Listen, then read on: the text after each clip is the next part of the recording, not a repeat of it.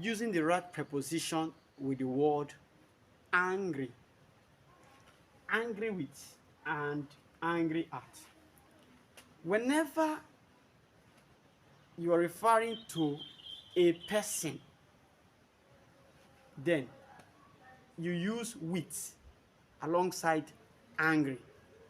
But whenever you are referring to an attitude or something else that is not human, then the right preposition to use alongside angry will be at. For example, are you still angry with me? Angry with me. I am human. So you're talking about me. So angry with. And look at the second example. Don't get angry at what I said. What I said is not human. Therefore, you use at. So please take note.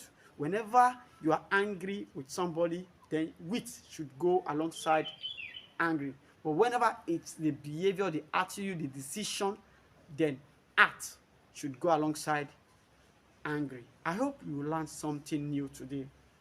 Please like our videos, share, follow us on Facebook, subscribe to our YouTube channel, and don't forget to hit the notification bell so that when new videos are uploaded, you will be notified. Thank you, and God bless you.